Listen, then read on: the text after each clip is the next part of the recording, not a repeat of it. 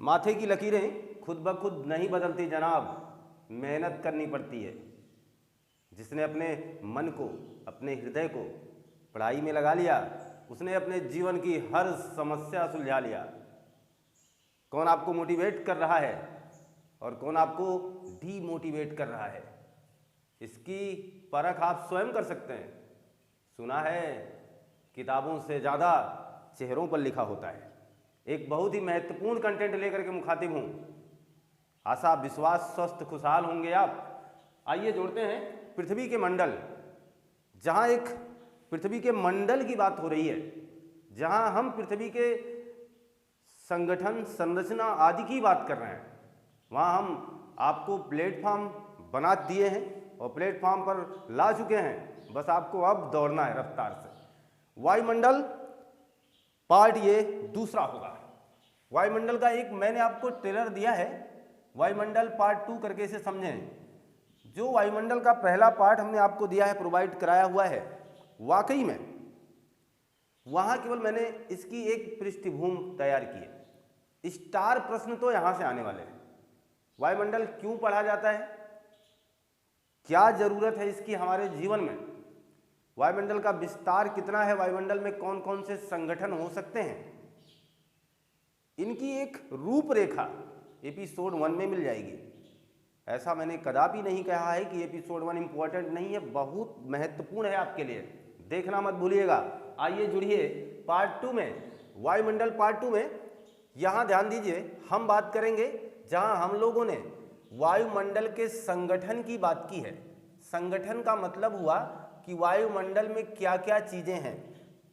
जहाँ हम लोगों ने रिकैप में देखा, यानी पुराने एपिसोड में देखा, ठोस तत्व हैं जिसमें हम लोगों ने तमाम प्रकार की बातों को समझा। जहाँ हमने सम्मोहन की प्रक्रिया से बूंद बना दिया, जहाँ हमने परिकीड़न जाना, जहाँ हमने हिंडल प्रभाव जाना, जहाँ इन सारी बातों को हम पूरी तरीके से जान चुके हैं। ठोस की बातें हुई, द्रव की बातें हुई, द्रवीय तत्व कौन कौन से हैं, इनका क्या योगदान रहा है। अब हम बात कर रहे हैं अपने वायुमंडल के सबसे महत्वपूर्ण घटक, जिसे हम कहेंगे गैसीय तत्व या गैसीय भाग। यानी हमारा जो वायुमंडल है, जो 10,000 किलोमीटर के एक महत्वपूर्ण विस्तार में फैला हुआ है, वहाँ गैसीय तत्व की क्या भूमिका है और इन गैसीय तत्व का हम अपने जीवन में कौन सा उपयोग करते हैं। हकीकत ये बता रहे हैं कि यहाँ से एग्जामिनर बहुत से प्रश्न कई बार एग्जामों में पूछ चुके हैं। अतः आप अपनी तैयारी के साथ बने, पूरे मनोवेग से सुने, जिससे आपको दोबारा पढ़ने की आवश्यकता ही ना पड़े और इसी समय, इसी अभिप्राय में आपका दिया हुआ समय कारगर साबित हो। लीजिएगा, तो अब गैसीय तत्व की बात करें। गैसीय तत्व में सबसे पहली बात तो हमने जिक्र किया अस्थायी का और हमने जिक्र किया है अस्थायी का। ये दो बातें हम लोगों ने शुरू में ही कर ली हैं, यानी एपिसोड इसके पहले, जहां हमने आपसे कहा कि वायुमंडल की नाइट्रोजन अस्थायी है, वायुमंडल की ऑक्सीजन अस्थायी है। इनकी बात हम कर रहे थे। नाइट्रोजन, ऑक्सीजन और आर्गन, इन्हें अस्थायी में रख लो, बाकी अन्य गैसों को अस्थायी में रख लो, आराम से याद रह जाएगा। ध्यान दीजिए, जैसे हम लोगों ने बात की थी, नाइट्रोजन क्या है, अस्थायी है, ऑक्सीजन क्या है, अस्थायी है, और आपका आर्गन गैस क्या है, अस्थायी है। यानी इन तीन गैसों की एक बेहतरीन रूपरेखा हमारे मस्तिष्क में होनी चाहिए। जहां हम लोग इसको पढ़ते हैं 78.08%, जहां हम इसे पढ़ते हैं 20, किसी किताबों में इतना समथिंग लिखा है, और आर्गन में जहां हम 0.93% करके पढ़ते हैं। ये वायुमंडल की क्रमबद्ध तरीके से वायुमंडल में मिलने वाली सर्वाधिक गैसों की एक लाइन है, जिसे आप कह सकते हैं अवरोही क्रम में उल्लिखित किया जा चुका है। सबसे ज़्यादा कौन मिलेगी, तो नाइट्रोजन। दूसरे नंबर पर वायुमंडल में कौन है, ऑक्सीजन। तीसरे नंबर पर कौन है, आर्गन। ये प्रश्न कई बार एग्जाम में आ चुका है। यहाँ मामूली प्रश्न नहीं है। ये होता क्या है, हम मिस कर जाते हैं, क्योंकि हमारा मस्तिष्क ये हमसे बार बार कहता है कार्बन डाइऑक्साइड लगा लो, कार्बन डाइऑक्साइड लगा लो। ऐसा क्यों कहता है उसका भी उत्तर आपके सामने अभी आएगा, क्योंकि अगर हम इसको पूरे मनोवेग से, पूरे शिद्दत से नहीं जाने हैं तो हकीकत में हम अपने ही पैमाने बना लेते हैं। हमारे पैमाने क्या है, हम ये जानते हैं कि गर्मी बड़ी ज़्यादा है, लोगों ने कहा है ग्लोबल वार्मिंग की उत्तरदायी गैस कार्बन डाइऑक्साइड है, ऐसी बात बोला है, तो इस वजह से इसका मतलब कार्बन डाइऑक्साइड ज़्यादा है, बहुत ज़्यादा धुआं निकल रहा है, बहुत ज़्यादा ये चीज़ें हो रही, तो हमें लगता है कि वाकई में कार्बन डाइऑक्साइड बहुत ज़्यादा है।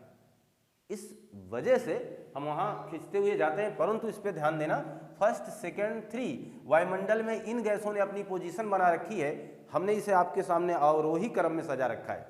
क्लियर है, ये अस्थाई हैं। बाकी अब आगे जब आप पढ़ेंगे, इसके आगे आप जाएंगे, कार्बन डाइऑक्साइड को देखेंगे, ओजोन गैस को देखेंगे, ठीक, हाइड्रोजन को जानेंगे, हीलियम को जानेंगे, क्रिप्टॉन को जानेंगे, आर्गन को जानेंगे, ये सब की सब कहाँ आ जाएंगी, अस्थाई में आ जाएंगी।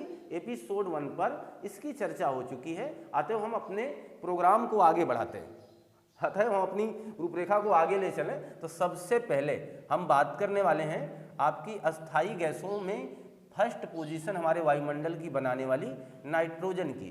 ध्यान देना, नाइट्रोजन पोजीशन क्या है, फर्स्ट, याद रखिएगा इस बात को, फर्स्ट स्थान है, यानी पहला स्थान है कहाँ पर, वायुमंडल में हमारे नाइट्रोजन की पहली भूमिका है। 78% ये खुद ब खुद गैसों के मामले में कवर कर रही है। लेकिन हाँ, एक बात बहुत ही लाजमी है, ध्यान देना, इतनी ज़्यादा है। अच्छा, अक्सर होता क्या है, हम बहुत चीज़ों को याद कर रहे होते हैं, याद करने की आवश्यकता नहीं है। एक बात याद होगी ना आपको कि सबसे ज़्यादा नाइट्रोजन है, अब नहीं याद करना है। बताओ कैसे, देखो, नाइट्रोजन अगर इतनी ज़्यादा है तो इससे तो बहुत कुछ बिगड़ जाना चाहिए था, क्या इसका बहुत हिस्सा हमारे उपयोग में आ जाना चाहिए था। लेकिन हकीकत है क्या, नाइट्रोजन एक प्रकार की अक्रिय गैस मान के चलना, क्योंकि ये ज़्यादातर रिएक्शन वगैरह किसी के साथ करेगी नहीं, कोई भी क्रिया प्रक्रिया दोहराएगी नहीं। लेकिन यहाँ एक बात इसके लिए है, नाइट्रोजन एक प्रकार की मान के चलना ये अलग है, लेकिन ये आपके वायुमंडल का सबसे महत्वपूर्ण घटक है। वायुमंडल का सबसे महत्वपूर्ण घटक अगर पूछा जाए तो भी नाइट्रोजन बताइएगा। वायुमंडल का सबसे महत्वपूर्ण घटक किसे माना गया है, तो वो है हमारा नाइट्रोजन। इसे वायुमंडल का सबसे महत्वपूर्ण घटक कहा जाता है। स्टार बातें अब शेयर होने लगी हैं, आप अपनी कॉपी पर स्टार बनाते रहें। तो वायुमंडल का सबसे महत्वपूर्ण घटक किसे कह लोगे आप, नाइट्रोजन को कह लोगे। आगे बात समझिएगा, मैंने कहा एक प्रकार की अक्रिय गैस है, परंतु विषम परिस्थितियों में, या विशेष कह लीजिए, विषम क्या, वहाँ दुविधा कहाँ आ रही है उसे, विशेष परिस्थितियों में ये काम करती है। देखना, इसे मैंने कहा, लेकिन ये विशेष परिस्थितियों में यह अक्रिय गैस जैसा व्यवहार करती है, यह अक्रिय गैस जैसा व्यवहार करती है,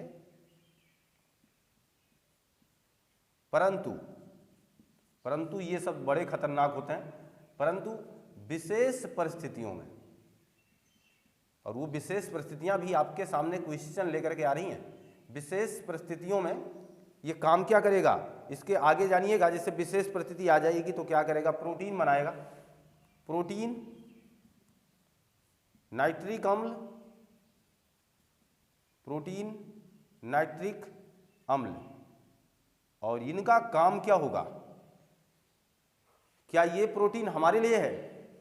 जी हाँ, अप्रत्यक्ष रूप के आपके लिए है, लेकिन प्रत्यक्ष रूप से उन पौधों के लिए है। अब जरा ध्यान दें, हमारे जो प्राथमिक उत्पादक हैं, प्राथमिक उत्पादक ना होते तो द्वितीयक ना होते, तृतीयक ना होते, कोई ना होता। जो प्राथमिक उत्पादक हैं यानी पेड़ पौधे, उनके लिए ये खाना बनाता है। देखना काम क्या करता है, प्रोटीन का निर्माण कर देता है, नाइट्रिक अम्ल का निर्माण करता है। संभवतः इस बात को आप समझ रहे हैं। आगे देखिएगा, मैं आपको बताना एक बहुत ही विशेष, अभी हाल फिलहाल जो BEO का एग्जाम 2018 में हुआ, उसमें ये प्रश्न आया हुआ है। तो अब यहाँ बहुत बड़ी बात है, माइनर सा अंतर है, ध्यान दीजिएगा। मैं कहना ये चाह रहा था कि हमारे खेतों में, अगर आप खेती किसानी से थोड़ा सा भी मतलब रखते हैं, तो हमारे खेतों में दलहन यानी दाल की फसलें उगाई जाती हैं। मान लीजिए ये एक मटर का पौधा है, मान लीजिए, सपोज कर लीजिए, ये कोई अलग बात नहीं है, मान लीजिए एक मटर का ये एक पौधा है, क्लियर।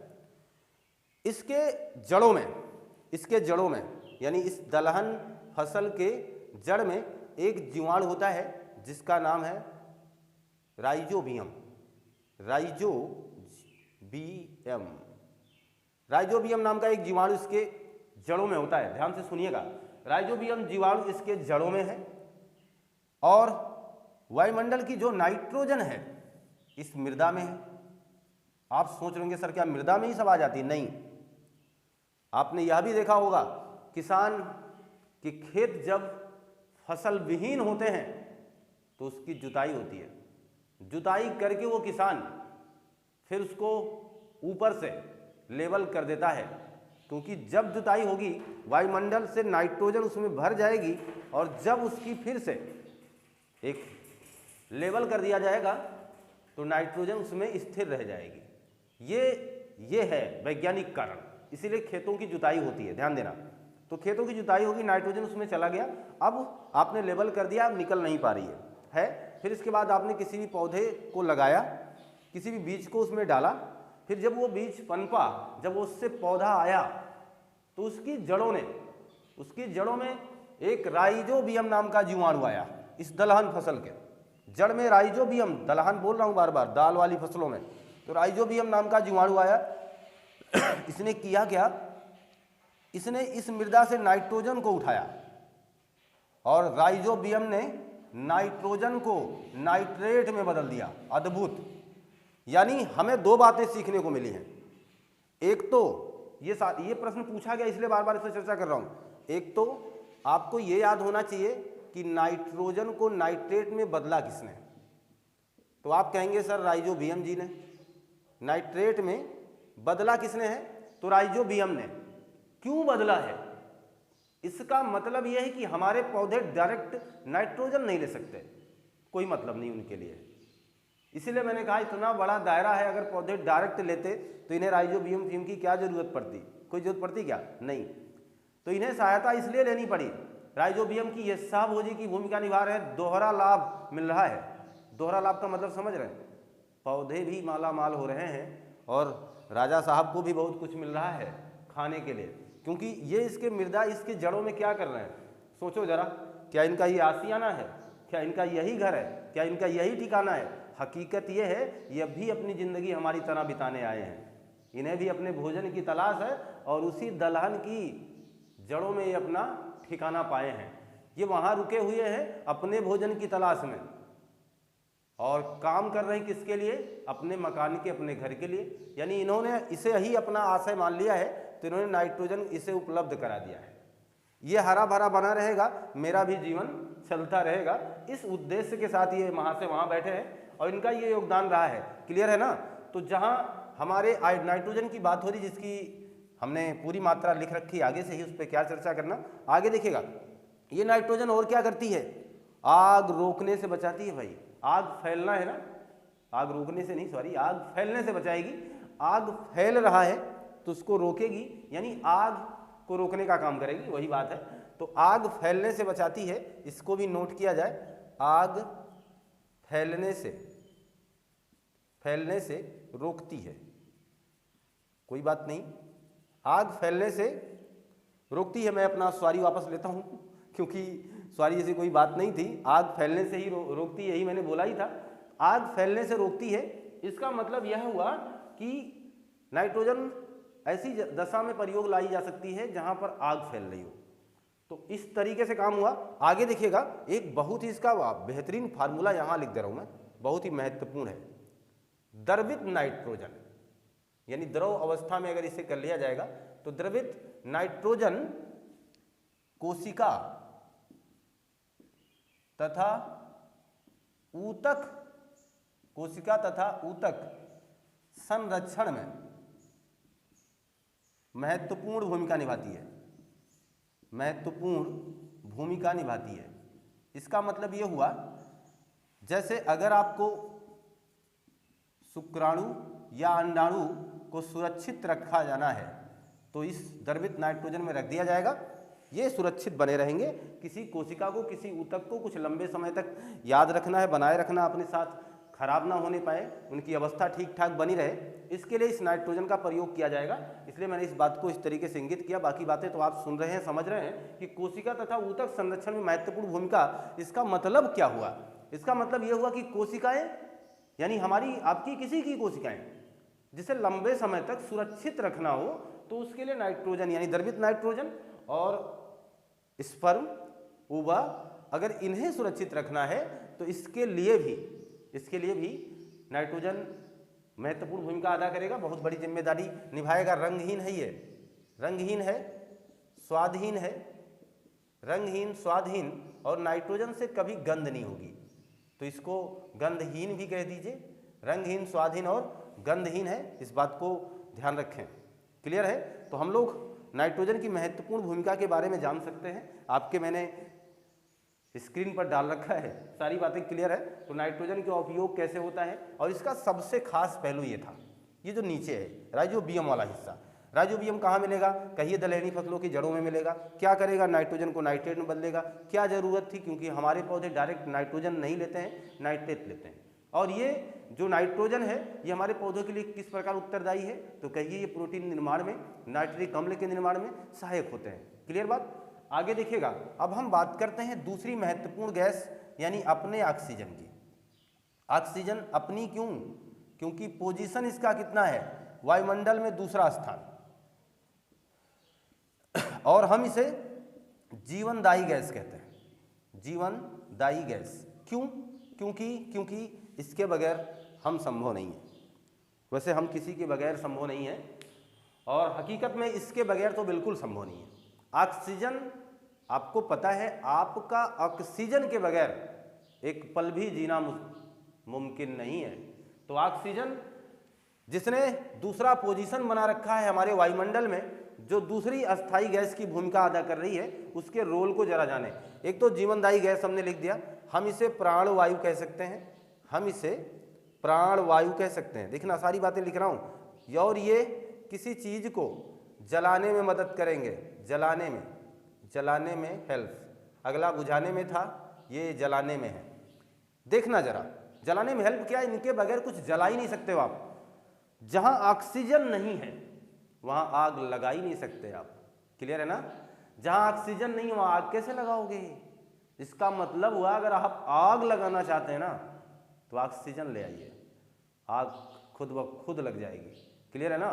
तो प्राणवायु है, जलाने में हेल्प करेगी, इस बात को ध्यान दें। अगली बात बहुत महत्वपूर्ण, देखना, कुछ बातें बहुत तेजी से समझनी चाहिए। भोजन के ऑक्सीकरण में, अच्छा बताना ऑक्सीकरण क्या है? ऑक्सीकरण ना होता तो फिर आपकी ये बॉडी ना होती। यानी हम जो भोजन खाते हैं वो पाचन प्रक्रिया के संपादित हो जाने के बाद हमारी विभिन्न कोशिकाओं में पहुंच जाती है हमारे रक्त के माध्यम से। फिर वहां कोशिकाओं में बैठा हुआ या ऊर्जा पावर घर जिसे कहते हैं, जिसे माइटोकॉन्ड्रिया कहते हैं, उसने क्या किया? ऑक्सीजन की उपस्थिति में आए हुए भोजन को यानी कार्बोहाइड्रेट को, वसा को, प्रोटीन को, सुन रहे ध्यान से ना, आए हुए भोजन को, कार्बोहाइड्रेट को, प्रोटीन को, वसा को, अब ये भोजन नहीं रहा। क्योंकि भोजन तो हमने रोटी, दाल, सब्जी ऐसे करके खाया हुआ था। अब ये प्रोटीन, वसा, कार्बोहाइड्रेट, विटामिन इनमें टूट चुके हैं। हमारी कोशिका में बैठा हुआ माइटोकॉन्ड्रिया जिसे ऊर्जा पावर घर कहते हैं, उसने ऑक्सीजन की उपस्थिति में, लीजिए ऑक्सीजन ना होता काम खराब होता, ऑक्सीजन की उपस्थिति में इन्हें जलाने का काम किया है। अब बताना, जब वो इसे जला देगा तो ऊर्जा को एटीपी के रूप में संचित कर देगा और यही ऊर्जा हम दिन भर अपने पूरे दैनिक कार्यों में प्रयोग में लाएंगे। जो कुछ खाए हैं ठीक इसी प्रकार से आप अपने जीवन काल में अपने तमाम प्रकार के कार्य का संपादन करते हैं। क्लियर है ना? तो हमने ऊर्जा पावर घर की बात की, बहरहाल वो विज्ञान की टॉपिक थी, लेकिन यहाँ मैं इसलिए जोड़ रहा हूँ क्योंकि हम यहाँ भोजन का ऑक्सीकरण कर रहे हैं। वो भोजन के ऑक्सीकरण में सहायक। तो ऑक्सीकरण की बात आप समझ चुके होंगे, इस बात को क्लियर कट बता दिया मैंने।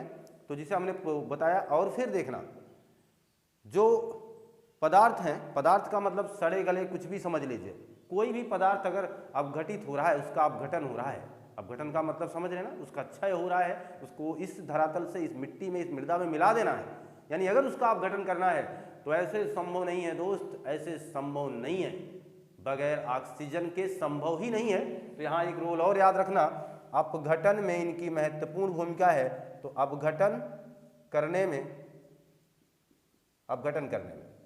यानी हम लोगों ने बात की हमारी जीवनदायी गैस जिसने वायुमंडल में दूसरी भूमिका निभा रखी है, दूसरा पोजीशन बना रखी है, ये प्राणवायु ही ना हो करके ये हमें केवल जीवन ही नहीं देती है, साथ ही साथ किसी जगह आग को लगाना है, आग जलाना है तो भी ऑक्सीजन होना मस्ट है। अगर हमने बात की भोजन के ऑक्सीकरण में सहायक है, तो भोजन का ऑक्सीकरण भी मैंने आपको बताने का प्रयास किया। ऊर्जा पावर घर की बात कर ली है, माइटोकॉन्ड्रिया मैंने कह दिया है, उसने इसे जलाया है, हमारे कार्बोहाइड्रेट, वसा, विटामिन, प्रोटीन आदि को ऑक्सीजन की उपस्थिति में जलाने का काम किया है। इसका मतलब ये ऑक्सीकरण में सहायक हैं, अन्यथा ऑक्सीकरण तो हो ही नहीं पाता, हमारे अंदर भी आग लगनी चाहिए, और जब ऑक्सीजन ही नहीं होगा तो आग कहाँ से लगेगी। ठीक, यहाँ जलना होता है, हमारे अंदर दहन की प्रक्रिया होती है, ध्यान देना, जो बाहर जलाते हो जिससे डायरेक्ट धुआं पाते हो ना, इसे कहते हैं जलना।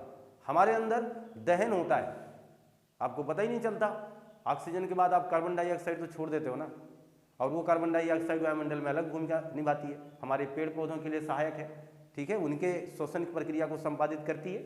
यहाँ क्लियर बात चल रही है। तो प्राणवायु जलाने में हेल्प, भोजन के ऑक्सीकरण में सहायक, अपघटन करने में, मैं मान के चलूँ कि आपने नाइट्रोजन और ऑक्सीजन की महत्वपूर्ण बातों को पूरे मनोवेग से इंगित किया होगा अपने मस्तिष्क में, स्क्रीनशॉट ले जाइए। ये मान चलें कि आपने स्क्रीनशॉट ले लिया होगा। और अब कुछ महत्वपूर्ण गैसों की बात अभी शेष है। अभी हम लोगों ने केवल अस्थायी गैसों की बात चालू की है या कर रखी है। अब हम यहाँ बात करेंगे आर्गन की। आर्गन जो कि वायुमंडल में तीसरी पोजीशन पर है, आपके सामने उल्लिखित है, वायुमंडल में आर्गन तीसरी पोजीशन पर, तीसरी अवस्था में है। और हम इसे यह भी कह सकते हैं अक्रिय गैस के मामले में, अक्रिय गैसों के मामले में पहला स्थान है इसका, फर्स्ट पोजीशन याद रखिएगा। फर्स्ट पोजीशन किसके मामले में है? अक्रिय गैसों के मामले में। अगर बात की जाए कि कौन सी अक्रिय गैस सर्वाधिक है तो आर्गन। और वायुमंडल में ऐसे इसकी मात्रा पूछी जाए तो किस नंबर पर ये? तीसरे। दोनों उत्तर आपको पता होने चाहिए। तो अक्रिय गैसों में फर्स्ट पोजीशन रेडियोधर्मी, रेडियोधर्मी पदार्थों के विघटन में, जैसे यूरेनियम हुआ, थोरियम हुआ, ऐसे ही करके। तो आप इसे याद रखिएगा, रेडियोधर्मी पदार्थों के विघटन में, यानी उसको तोड़ने में आर्गन का इस्तेमाल होगा। रेडियोधर्मी पदार्थों को, यूरेनियम हो गया, थोरियम हो गया, मैंने बात की, इससे आप समझ सकते हैं। तो ये जो रेडियोधर्मी पदार्थ हैं, अगर इनका विघटन करना है तो भी आर्गन का उपयोग होगा। अक्रिय गैसों में फर्स्ट पोजीशन पर आता है ये। आगे बात समझिएगा। तो हम जहाँ ये बात कर रहे हैं, एक महत्वपूर्ण बात, विद्युत बल्बों में, विद्युत बल्बों में इसका प्रयोग होता है। हाल फिलहाल 26% नाइट्रोजन भी प्रयोग में लाई जाती है, ये चीज़ ध्यान देना। 26% नाइट्रोजन भी इसमें भागीदारी निभाता है।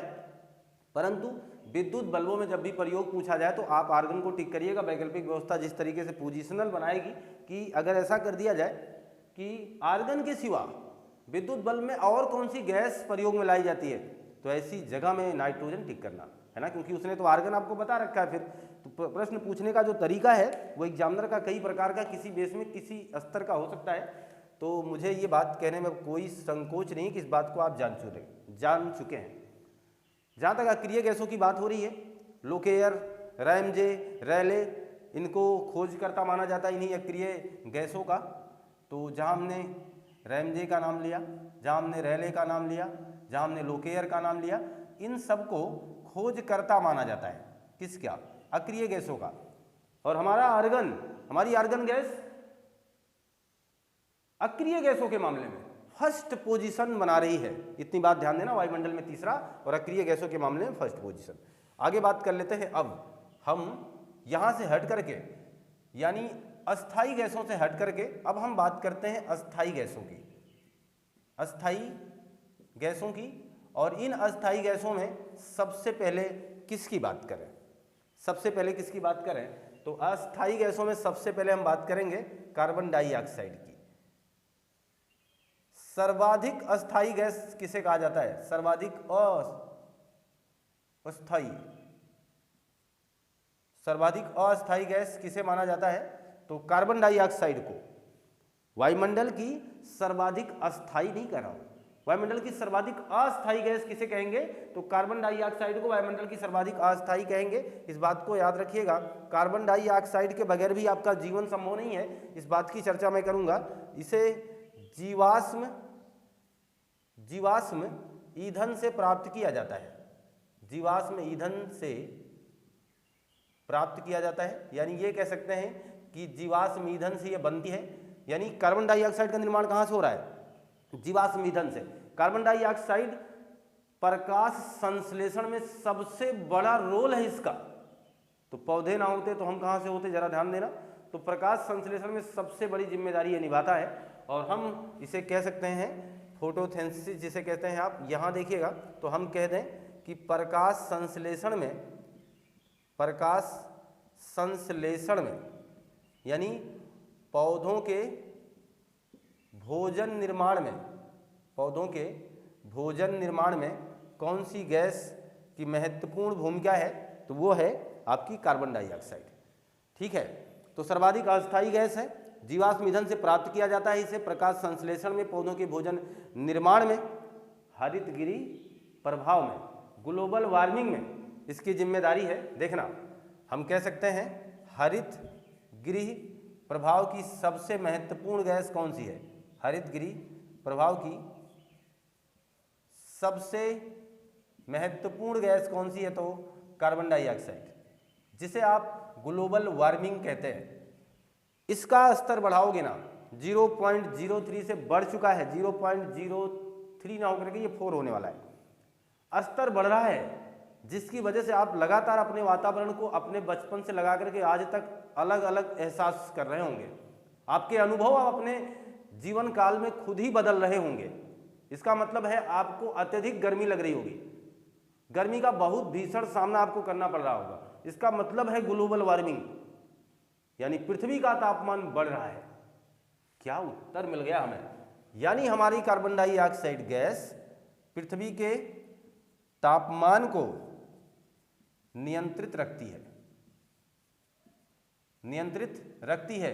ये चली गई तो बहुत कुछ खराब हो जाएगा। देखना, तापमान को नियंत्रित रखने का मतलब है हमारी पृथ्वी का औसत तापमान माना जाता है।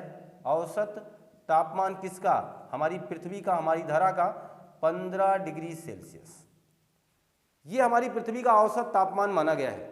इस तापमान को मेंटेन बनाए रखने का काम कार्बन डाइऑक्साइड को दे दिया गया है कि आप भाई इस तापमान को बहुत ज़्यादा बढ़ने मत देना और इस तापमान को बहुत ज़्यादा घटने मत देना, अन्यथा बहुत बिगड़ जाएगा मामला, असंतुलन आ जाएगा या सब कुछ बिगड़ जाएगा। और ऐसी दशा में कार्बन इतना जान सकते हैं कि इसका उपयोग किस कदर महत्वपूर्ण है हमारी ज़िंदगी में। हटा दीजिए कार्बन डाइऑक्साइड, जानते हो क्या होगा, हमारी धरा, हमारी पृथ्वी, हमारे वायुमंडल का तापमान -18 डिग्री सेल्सियस पर पहुंच जाएगा। और आप ऐसी दशा में जीवन यापन नहीं कर सकते, इस बात से दो राय नहीं है। आप इसे समझ सकते हैं और मान सकते हैं कितनी जरूरी गैस है ये। मुझे लगता है कि हर गैसों की अपनी भूमिका है, सबको अलग अलग रोल दिया गया है। आप नहीं होंगे तो भी हम नहीं होंगे, आप नहीं होंगे तो भी हम नहीं होंगे, सब एक दूसरे से बंधे हैं और पूरे प्रेम से इस सृष्टि को चला रहे हैं। ये सारी संरचना अलग अलग प्रकार के, ये मान के चले देवी देवता ही हमारे लिए है, अपने अपने कार्य क्षेत्र का, अपने कार्यदायित्व का बखूबी निर्वहन कर रहे हैं। समझ में आ चुकी होगी ये बातें, मुझे पूरा विश्वास है। तो औसत तापमान को बनाए रखना, ये पृथ्वी के तापमान को इस तरीके से किए रखना।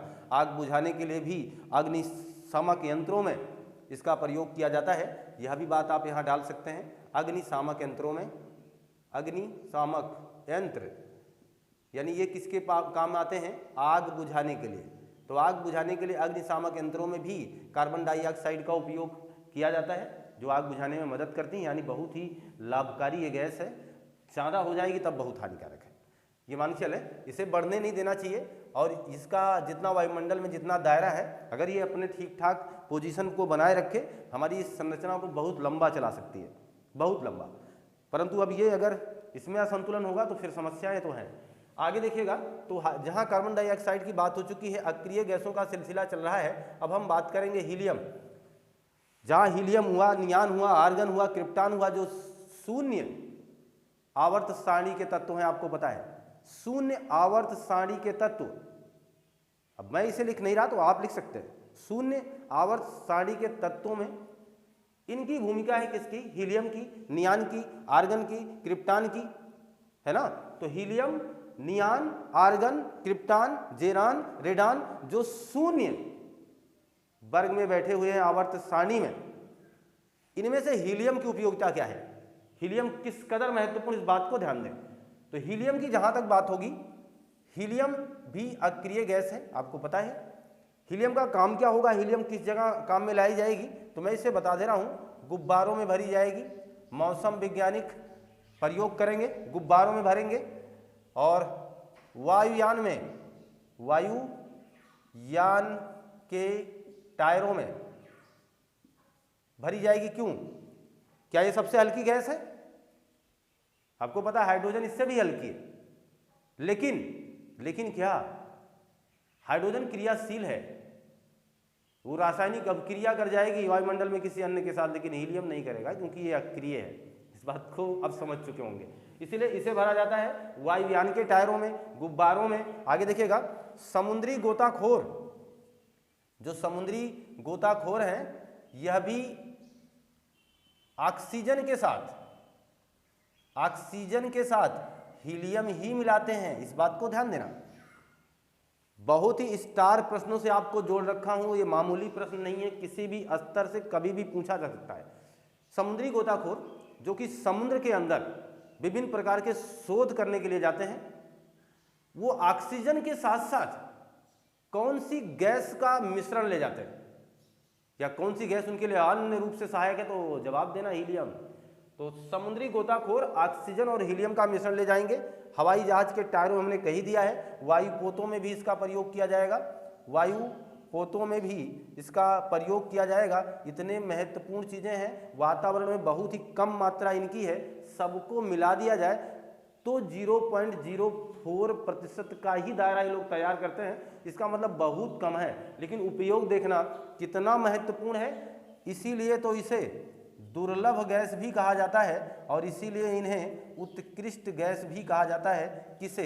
इन्हीं अक्रिय गैसों को, सबकी बात कर रहा हूँ, इन्हीं अक्रिय गैसों को जो वायुयान के टायरों में भरे गए, जो गुब्बारों में भरे गए, जो समुद्री गोताखोर ले गए, जो वायुपोतों में भरे गए, इन्हें हम अक्रिय गैस भी कहेंगे। ये अक्रिय गैस हैं, साथ ही साथ बहुत ही दुर्लभ हैं, इसलिए दुर्लभ कहेंगे। बहुत दुर्लभ होने के कारण हम इन्हें उत्कृष्ट भी कहेंगे, श्रेष्ठ कहेंगे। मिल गई बात ना पॉइंट की। अब देखना जरा, तो जहां हम हीलियम की बात कर चुके हैं, अब हम आपको कुछ पॉइंट और ऐसे ही बता देते हैं। जैसे अगर हम बात करें, एक आती है गैस नियान। नियान का प्रयोग कहाँ है? तो विद्युत संकेतों में, विद्युत संकेतों में। ऐसा क्यों? क्योंकि नियान जो है ना, नियान किसी ट्यूब में अगर आप भर देंगे उसे, तो नारंगी रंग का चमकेगा ये।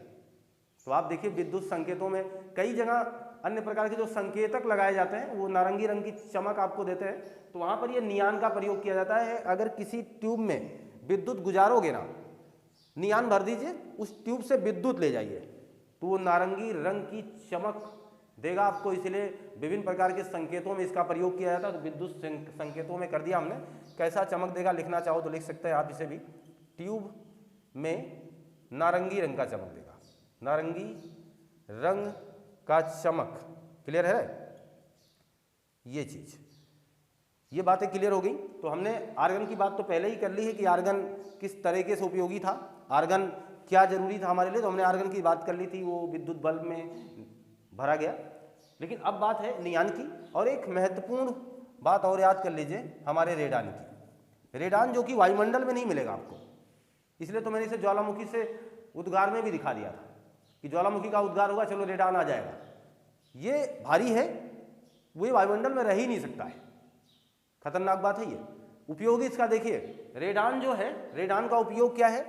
अगर आपको बहुत बड़ा फोड़ा हो गया है ना, घातक फोड़े फुंसी में और घाव आदि भरने में इसका उपयोग किया जाता है रेडान का। लेकिन जिनका अभी नाम लिया था हमने क्रिप्टान का, जहां हमने नाम लिया जेनान का, इनका कोई उपयोग नहीं मिलेगा आपको। क्रिप्टान, जेनान, इनका प्रयोग ही नहीं मिलेगा, लेकिन रेडान का आपको मिल जाएगा। नियान का मैंने बता दिया है आपको, हीलियम का बता दिया, और अक्रिय गैसों पर पूछे जाने वाले महत्वपूर्ण प्रश्नों पर चर्चा हमने बनाए रखी। और आशा है, विश्वास है कि आपने इस बात को बहुत बखूबी समझ लिया है। अब हम इसी वायुमंडल के अंतर्गत अब हम इसके संरचना पर पढ़ेंगे, जहाँ हम क्षोभ मंडल, सप्ताह मंडल, मध्य मंडल, आयन मंडल करके ऐसे सम और विषम मंडल करके बहुत बड़ी जानकारी हासिल करने वाले हैं। और हम मान के चलें कि आपको ये कंटेंट बहुत ही अच्छा लगा होगा। आप इसका स्क्रीनशॉट लीजिए, और अगर ये कंटेंट आपको बेहतरीन लगा और आप हमारे साथ पूरे मनोवेग से जुड़े रहे, शिद्दत से बने रहे, तो लाइक शेयर सब्सक्राइब करना मत भूलिएगा, दोस्तों को जोड़ना मत भूलिएगा, पढ़ना मत भूलिएगा। खुश रहिए, खुशहाल रहिए, हमेशा हंसते मुस्कुराते रहिए और अपनी पढ़ाई को एक निश्चित दिशा, एक निश्चित आयाम तक पहुंचाते रहिए। मिलते हैं हम आपसे नए कंटेंट में। आपका दिन शुभ हो। आपको बहुत बहुत धन्यवाद।